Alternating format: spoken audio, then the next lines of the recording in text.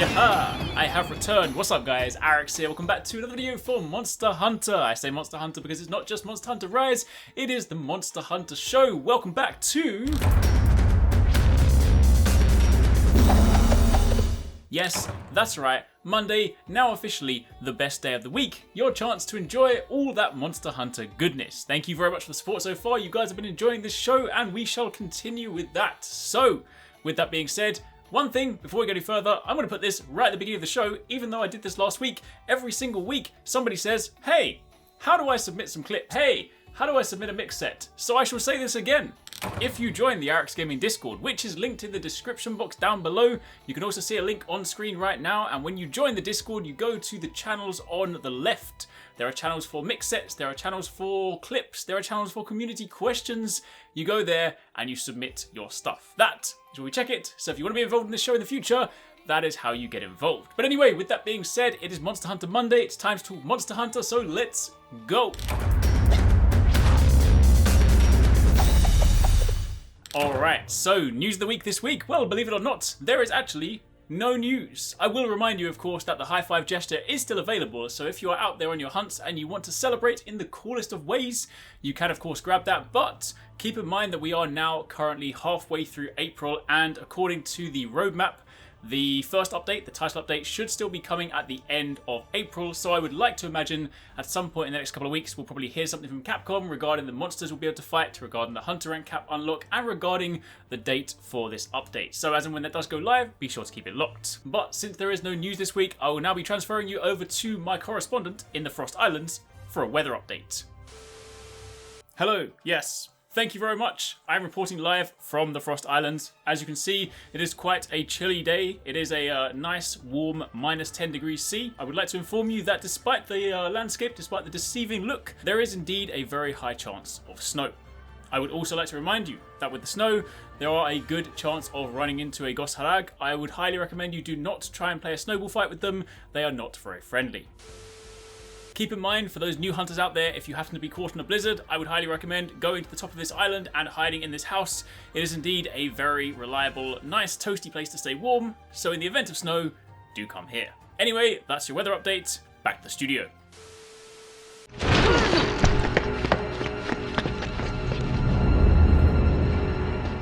The only thing that can defeat power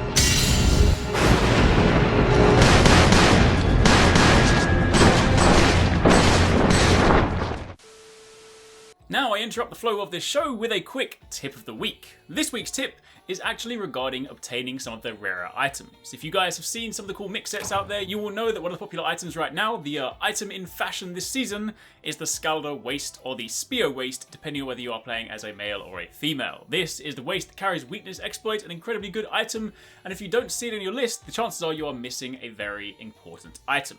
When you go to the Argosy, if you go and speak to her, when you go and select the items you want to farm, you want to turn your attention to this list over here. When you see this, this will detail the list of available rare items that can be found while sending your cats and your palamutes out for the gathering. So, keep in mind that if you are trying to find something like the Speo waist, you want to be farming an item that has those items as a rare chance reward, and then when you go to the buddy bargaining, you want to select the item or the option that gives you the highest chance at rare items. Doing so will allow you to find the missing items, unlock those armor pieces, and craft some cool stuff.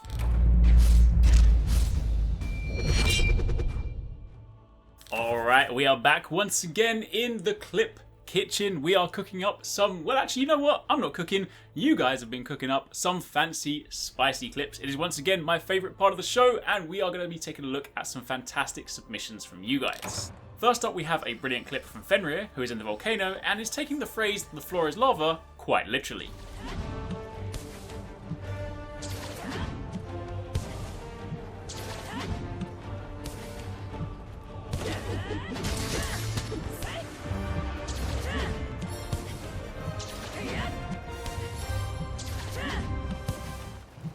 In this next clip from Sid Quest, or should it be Side Quest, he goes to show that you should never turn your back on your target.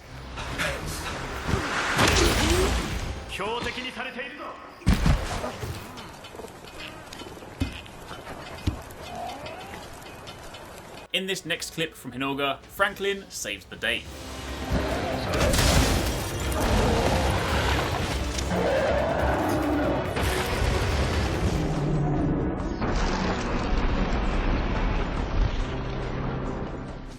Now we all know that Tigrex can be quite the fearsome foe, but Jakinator 13 gives him the runaround.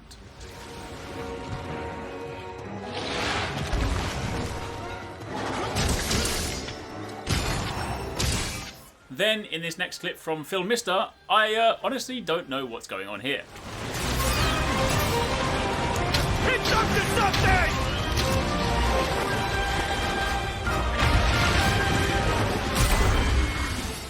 Somebody call the fire brigade. There's a Kezu stuck on the ceiling. Don't worry, Rail and his gun lance have got you covered.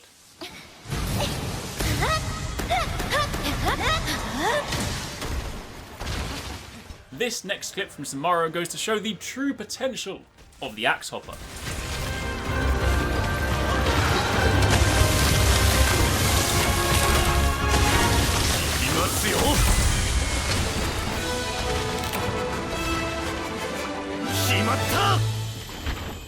Somebody has clearly been watching the Insect Glaive Weapon Workshop. This fantastic clip from Shadow Rave goes to show an excellent use of the Wyvern Dive.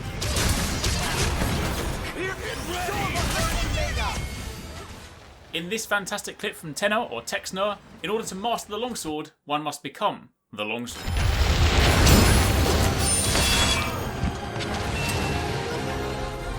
In this next Battle of the Titans, Yum Yum Sauce Boy poses the question who would win in an aerial battle between Magnum Marlowe and a Palico rocket.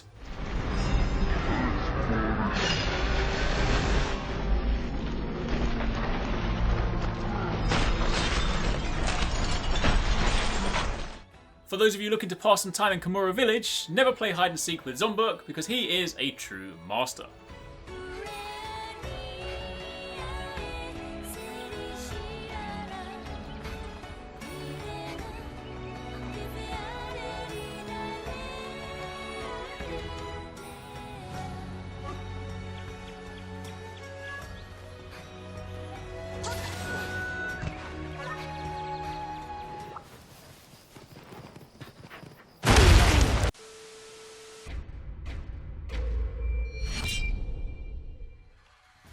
Welcome back to the Monster Highlight section. In this section we will be talking about one of the brand new monsters introduced in Monster Hunter Rise, and this week's focus is Rachna Kadaki. Believe it or not, Rachna Kadaki is based off of the Jorogumo yokai from Japanese folklore. It can shapeshift into a beautiful woman. So when looking at the kanji and the actual meaning behind its name, it actually means woman spider. In one of the famous tales, it's actually depicted as a spider woman who manipulates small fire-breathing spiders, hence the fiery aspect of this creature.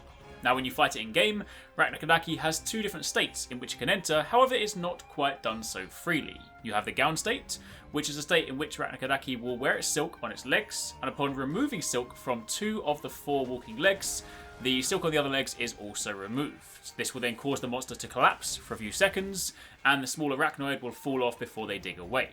You will always encounter Rachna Kadaki in this state at the beginning of the quest, and it will immediately re-enter this state by binding its silk onto the legs after recovering from the collapse.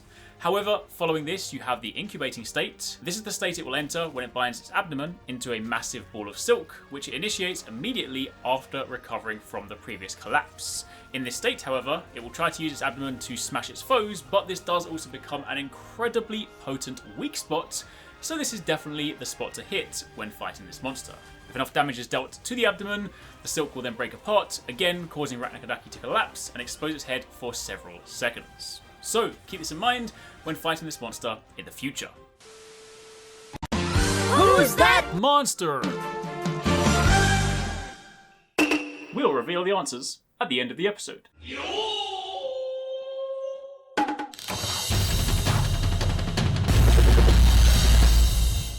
Now, welcome back to the Mix Set Showcase, the part of the week where we take a look at some of the submissions from you guys, the community. This week we have 2 sets. One of them is a fantastic mix from some cool game elements. Another one is a good hammer set to get you started. Starting on the hammer front, this one comes from Nerakab, and this is comprised of the Rathalos Helm S, the Zenoga Mail S, the Anjanath Van Braces S, the Spio Waist S, and the Hunter's Greaves S. The charm in this situation is a 2-slot, 1-slot Evade Window 2 Bludgeoner level 1, and the decorations that go into the slots are 2 attack jewels, 3 drain jewels, 3 steadfast jewels, and 1 KO jewel. The hammer being used in this situation is the Red Bludgeon 2. Now, as you can see, when you assemble all this together, you have Attack Boost level 7, Weakness Exploit level 3, Slugger level 3, Stamina Thief level 3, Stun Resistance level 3, a couple of points in evade window, 1 point in latent power, 1 point in bludgeoner, and 1 point in part breaker. As Arekkz describes it, this is a pretty basic hammer set, but it gives you a lot of what you need. It gives you some great attack, it gives you some weakness exploit, and it gives you some slugger, allowing you to lean into those KOs, which is of course what the hammer is known for. However, if you want to play into the more anime side of the game, then Socks, the Monster Hunter community manager, put together a set he calls the Stack Attack. The idea behind this, the design ethos behind this, is to basically be like an anime character who powers up. So this revolves around having various different skills that basically proc to give you further damage boosts. It's comprised of the Mizutsune Helm S, Mizutsune Mail S, the Mizutsune Braces S, the Sinister Tassets S, which of course is Magnum Marlow, and the Gosharag Greaves S. The charm in this situation is a level 2 slot, and it has 2 points in Hellfire Cloak, and the decorations are 3 attack jewels, 1 sonorous jewel, 2 bubble jewels, and 3 grinder jewels. It's worth noting that the setup for this is done with a hunting horn simply because you can then use that for a further attack boost, but this can technically speaking work with any weapon, but you do want a Magnum Marlow weapon because you also want Magnum Marlow's soul on this weapon. The idea being, this then has 3 points in attack boost, 3 points in agitator, 3 points in resuscitate, 3 points in bubbly dance, 3 points in hellfire cloak, and then a few additional skills. The main thing worth noting here is that when both bubbly dance and hellfire cloak proc, you then get the damage boost from resuscitate. So these skills synergize incredibly well together. Also, obviously, when the monster is enraged, which procs hellfire, you also get the agitator bonus. So again, some incredibly nice synergy with this selection of skills. The idea behind this is simply just to stack as much as you can, hence the name Stack Attack, giving you some pretty cool damage and attack boosts in combat. It's a very fun set, and I like the way that it leans into some of the new mechanics with Hellfire Cloak. Obviously, Bubbly Dance is a previous skill, but it's nice to see those two combined. Again, as a reminder, if you have your own sets, be sure to submit them. Obviously, we can't feature every single one on a weekly basis, but we do go through them, we do review them, so submit them in the Discord. Again, link down below, jump over there, drop them in the channel, and you can get involved in future episodes.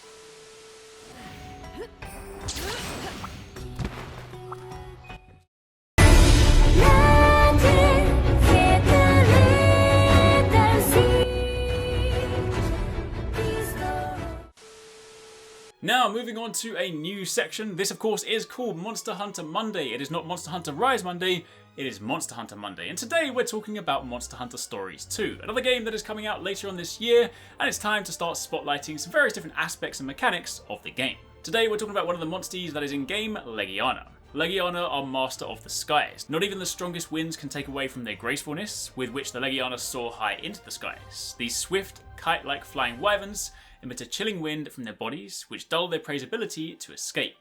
Their behaviour will change when they're airborne. However, it's worth noting, in combat, by breaking specific parts, you can limit the power of their attacks. Definitely handy if you're facing one of these in-game. The kinship attack, which you can liken to the ultimate attack, is the Icicle Realm, where they will rain down destructive icicles from above. Of course, in Monster Hunter Stories, you can collect a whole range of different monsters to mess around with, and Legiana is definitely one I cannot wait to see in action. So there you have it, that brings us to the end of this week's show. I really hope you guys have enjoyed it, but before we go any further, did you guess? Who's that monster? If you guessed Volvidon, you're wrong. The answer is Kezu.